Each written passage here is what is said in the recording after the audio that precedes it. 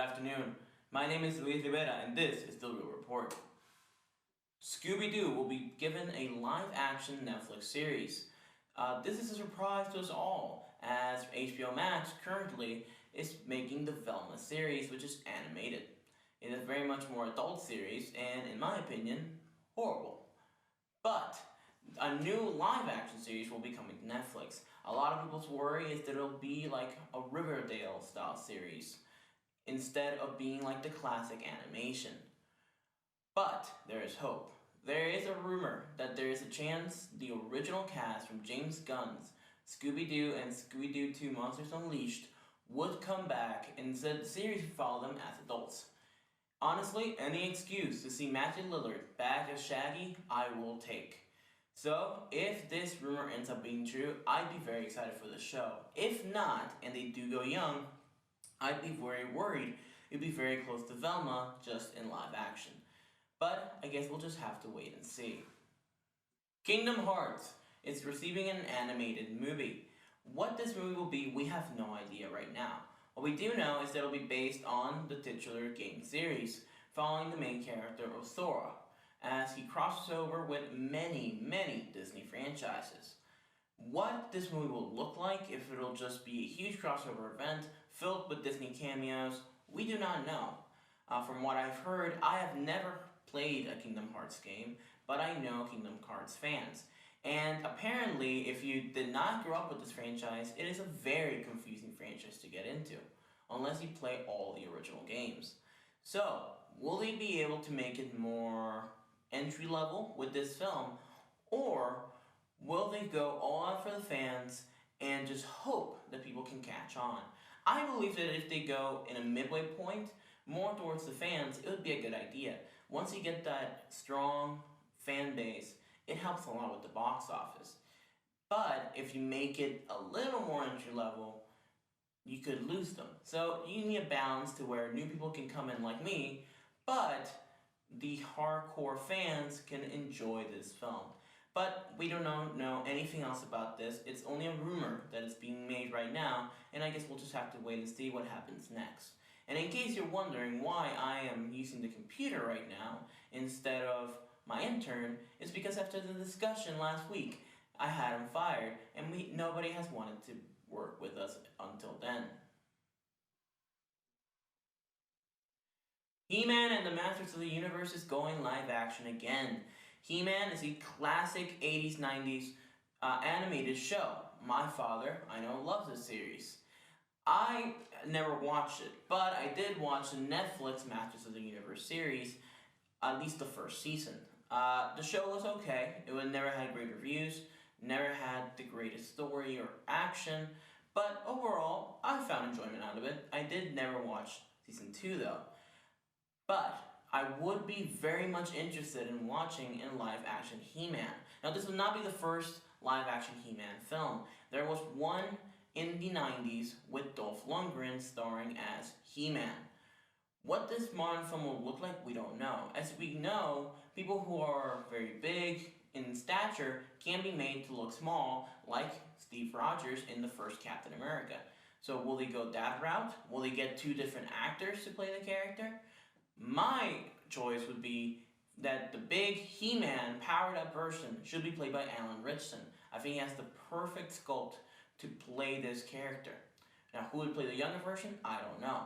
What we do know is that it has a release date in 2026. It was dated by Amazon and their production companies. The director for this film will be Travis Knight. I know him very much for Bumblebee. That was his first live-action film. So he can direct CGI, can do action very well in live action. He is also the guy behind Kubo and the Two Strings. He is very much in that stop-motion animation field, but transitioning over to CGI, I think he did a great job, especially with that Cybertron sequence at the start of Bumblebee. So I am very excited to see what he does with this film and to watch in theaters in 2026. The Maze Runner is receiving a reboot. Yes, a reboot. But here's the twist. When this film was announced, it was announced as a complete reboot. But then, as interviews started coming out with the production, it actually is a reboot while not being a reboot. It is set in the same world as the original 3 films, so it is a continuation in that part, but it will not have the return of any cast members as far as we know. All of the main cast will have moved on by now. This film will very much go back to basics with what happened in the first film. As we know with the Maze Runner, after the first film, they basically completely leave the maze. But this film wants to completely focus on the maze and the events of that first film. Who the cast will be, who will direct it, we do not know. We do know is that director Wes Ball, who directed the first 3 films, will be back to produce, not direct. Wes Ball right now is very busy directing. He just did Kingdom of the Planet of the Apes, which from what word of mouth I've heard, apparently is incredible, and is slated to do the live action Zelda movie for Sony. So I guess we'll see what this film looks like, what director they'll choose, what will be the style, if it'll be very horror based, it'll be very action based. We do not know. But I'm a little excited to see what happens with this franchise. Robin Hood is coming back to live action. There have been many attempts to do Robin Hood. Only one has ever really worked in live action, and that was Russell Crowe's Robin Hood. After that one, all the other interpretations there have failed, including Taron Egerton's and Jamie Foxx's Robin Hood. That one was an extreme flop when it came out, and the franchise has not been touched since. But now there's a package deal going around Hollywood with Hugh Jackman and Jodie Comer to star in this film.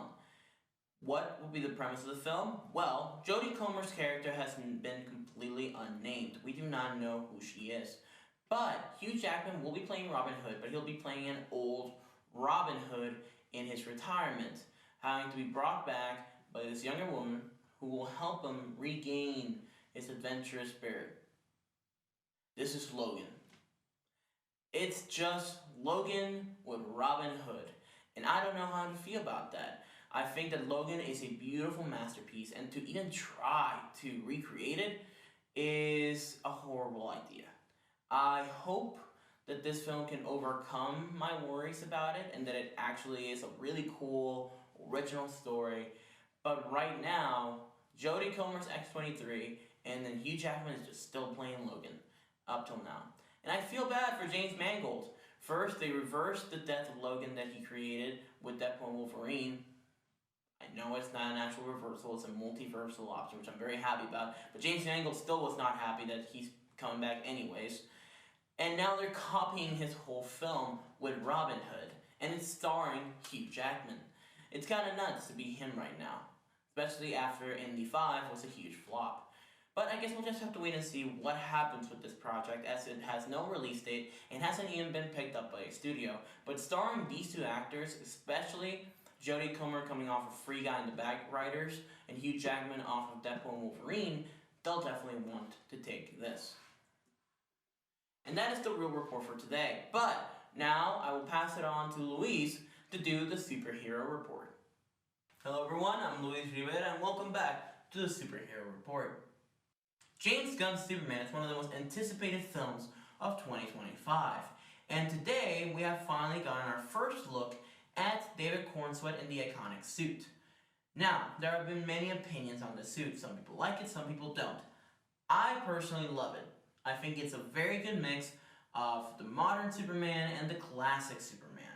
Now, here's my thoughts on it. The top half of the suit is obviously based on the New 52, with specific lines and patterns done on the sleeves, fully blue, and the cape going into the collar, as well as just the collar overall on the suit. It is very much based on the New 52 suit. But the bottom half of the suit, the boots, the pants, and even the red trunks, yes, he is wearing the red trunks, they are finally back on Superman, are very much based on All-Star Superman and the Golden Age classic Superman. I think this is a perfect mix.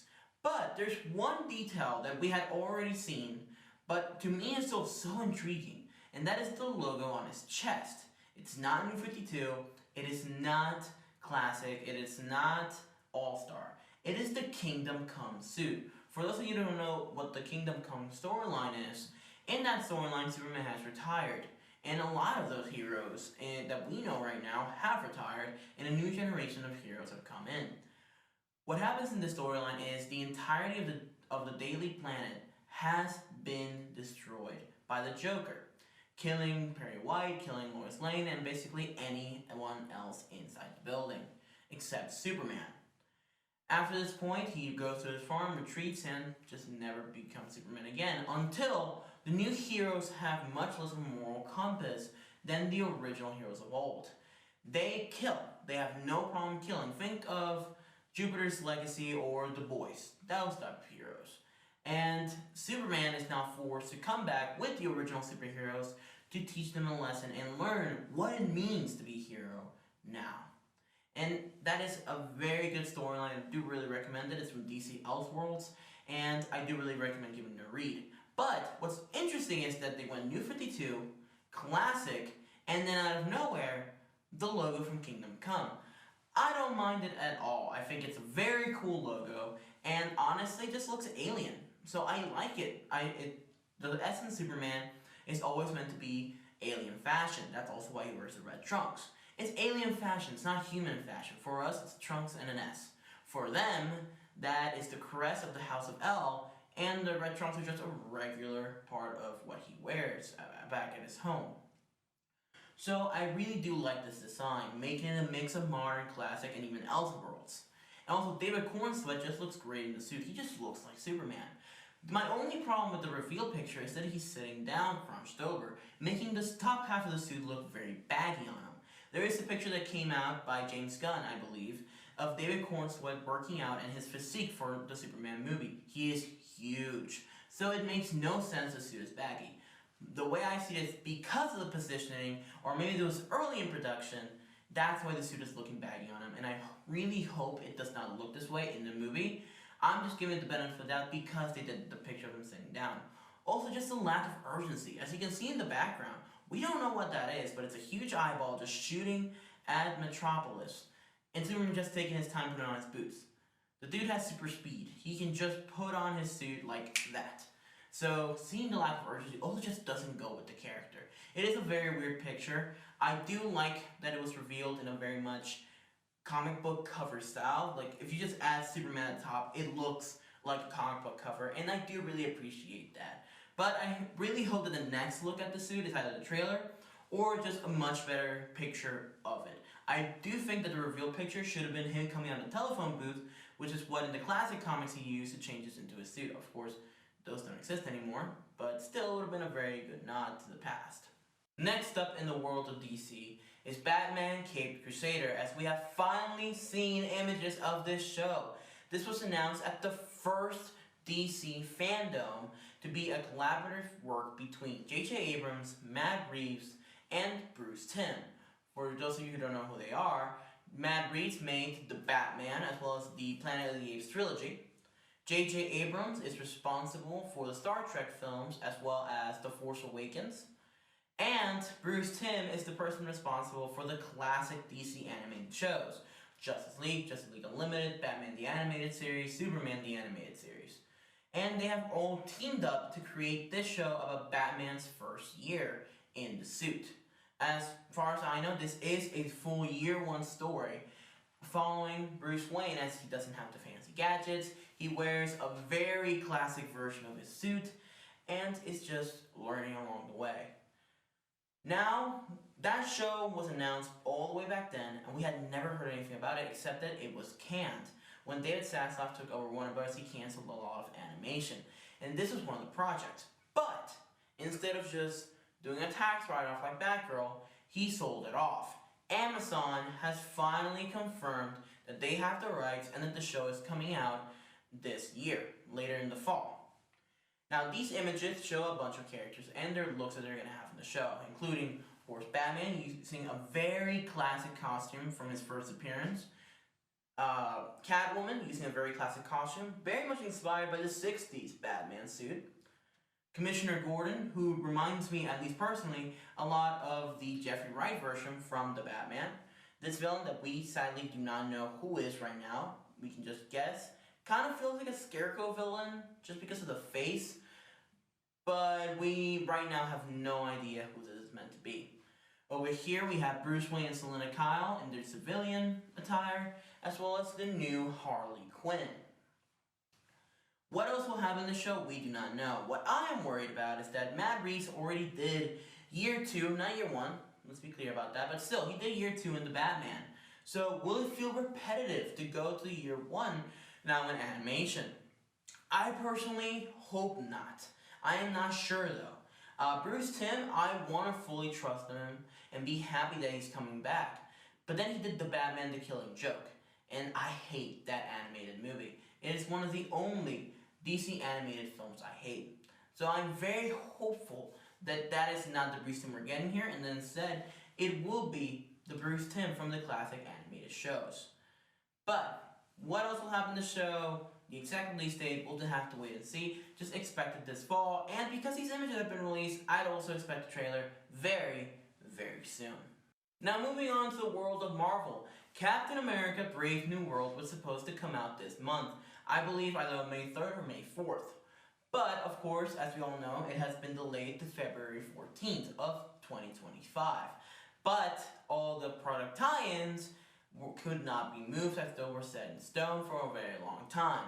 Meaning that the Captain America Brave New World McDonald's collaborations with the Happy Meals have come out, showing us the first look of the new Falcon suit, as well as the new Captain America suit. Joaquin Torres from The Falcon and Winter Soldier is rocking a very comic book inspired suit, very much military based, fully green, with a full on helmet. I'm not the biggest fan of this suit. I think it could be cool in motion, but let's just look back at the Winter Soldier suit for Sam Wilson Falcon.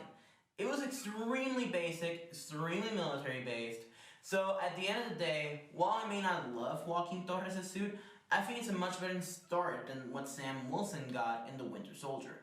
So I'm very much hopeful for what his next suit would be, the next movie. As we know, basically, if you get a suit in a movie, you're not going to have it by the next one. You're going to be very lucky. I think Tom Holland's probably one of the few characters that gets to keep their suits. And even he has to switch from time to time. So I guess we'll have to wait and see what happens to his suit.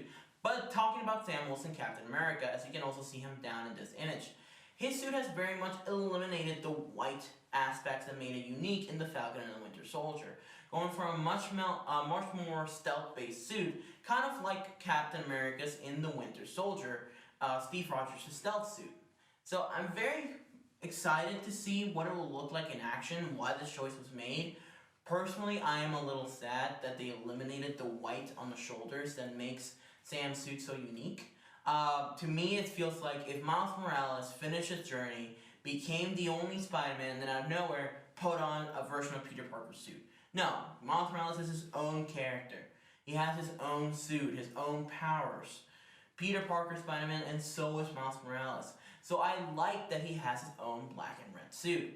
So I'm a little sad that now Sam Wilson's finally getting this movie, because he is Captain America, unlike what other people say. I love him. I love this Captain America. And they basically gave him a Steve Rogers suit, kind of adapted it to his style. I wish they would have added more white on the shoulders.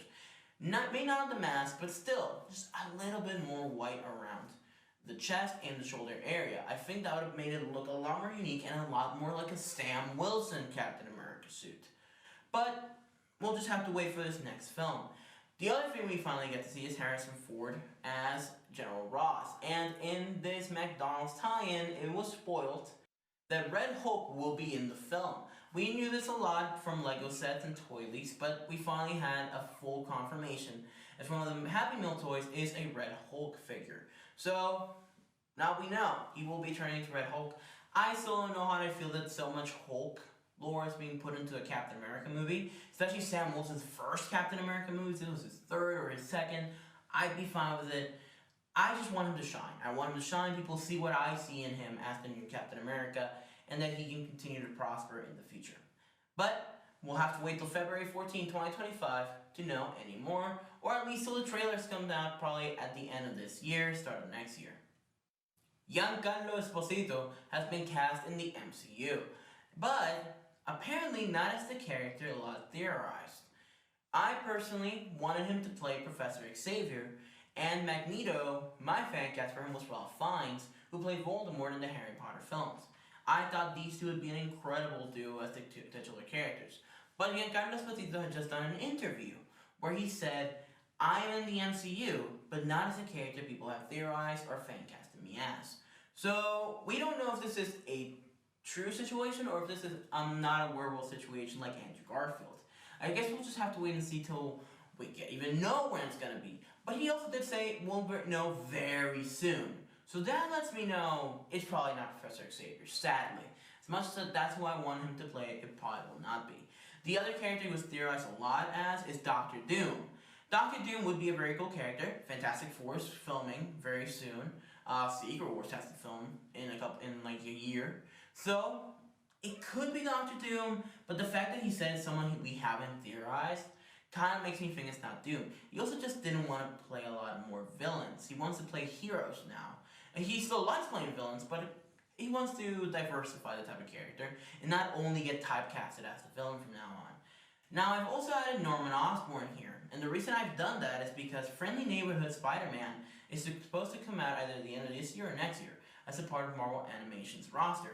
Of course, Marvel Animation is responsible for the What If shows, I Am Groot, as well as X-Men 97, which is incredible.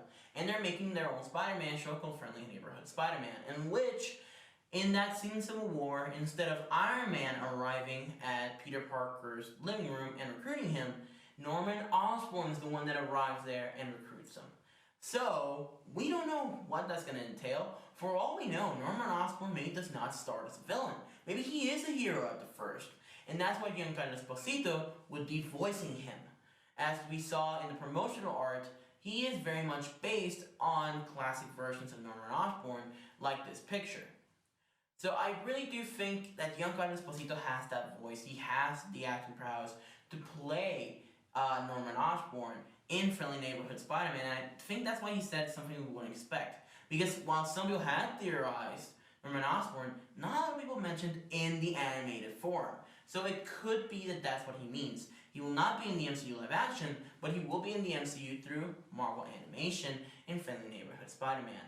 But we currently have no release date for Friendly Neighborhood Spider-Man, but not even no release window, so we'll just have to wait and see what he ends up doing. Deadpool and Wolverine is one of the most anticipated comic book films of 2024. Actually, it's one of the only anticipated comic book films of 2024. And it comes out on July 26th. As you can see in this image here, with Wolverine finally in his classic colors. He has sleeves here, which looks fantastic, but if you watch the second trailer, well, the first official trailer, he is going to be taking off those sleeves. So it's awesome, it's perfect. But where's the mask? That's the question we've all been asking. So a lot of us thought, okay, they're just not doing the mask. But as you can see on the right, that is official promotional art from shirts, it's been on cups, it's been on toys, and they all have him with the cowl. So what's happening here? So the poster and the trailer do not have the cowl on them, but every single piece of promotional art, statues, toys, cups, they all have him with the cowl on. So is he gonna wear the cowl for 5 minutes? Is the cowl only for the third act? Is the cowl only for when he gets recruited by the TVA and then it gets knocked off when Deadpool and him fight? Or, and this is the biggest controversy, will it be a CGI cowl and not a physical cowl?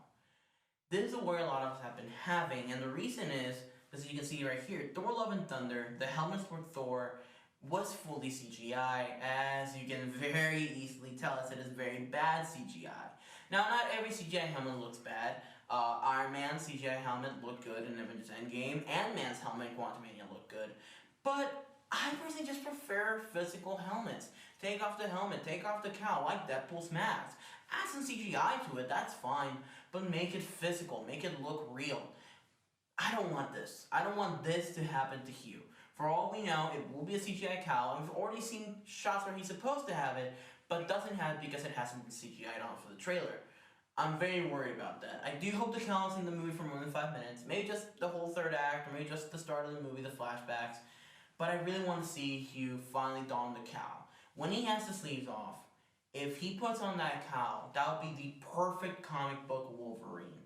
So I'm really hopeful that he will have it on for more than 5 minutes, and that it will not be a CGI cowl. Please do not make it a CGI cowl. Please make it a physical cowl that he can take off at any point. But at the end of the day, we have no idea what's happening. It's nuts to me that no promotional material in terms of photos, trailers, or posters have to count. Yet every single promotional material on cups, toys, cups, toys, statues, all have to count. There was a statue revealed not that long ago where Wolverine is carrying Deadpool, and he has the cowl on.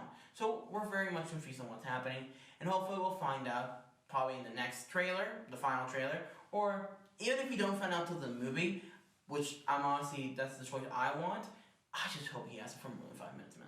But I guess we'll just have to wait and see. Over the weekend, Kevin Feige did an interview, and in that interview he specified that you would have to live under a rock to not notice the quality drop-off in some current MCU projects.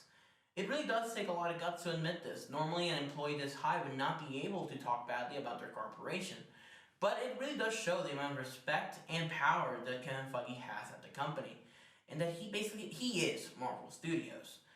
To admit this, it does still take a lot of self-reflection, and it actually shows me that Marvel knows what's happening. They know they need to start fixing what they've done, and gives me hope for 2025 slate as well as the 2026 moving forward slates. What will happen after this, we do not know. What we do know is there have been highs in the MCU. We've had Loki Season 2, X-Men 97, Guardians of the Galaxy Volume 3, Shang-Chi, Spider-Man No Way Home, and many other projects that have been very high highs. But we've also had some very low lows, like Secret Invasion and She-Hulk. So, I guess we'll just have to see what the actual change will be. Words are nice, but actions is what's truly going to get fans back. I do think Deadpool Wolverine looks great, but that is because I trust Sean Levy as well as Ryan Reynolds and Hugh Jackman. But moving forward, what will Brave New World be like? What will Thunderbolts be like? What will Fantastic Four be like? What will Blade be like? And that brings us to the next point, why Bob Iger is also in this image. Bob Iger has also confirmed that the new plan for Marvel Studios is to go back to only 2 to 3 movies a year, no more, and only 2 shows. Going back to the system would be perfect. Do 3 movies, maybe only 2, but let's say you do 3 movies, and in between, 2 shows. Perfect. You have the whole year planned out, no more. Honestly, if they want to go to just 1 show, I'd be fine with it as well. But overall, I do prefer this plan a lot more.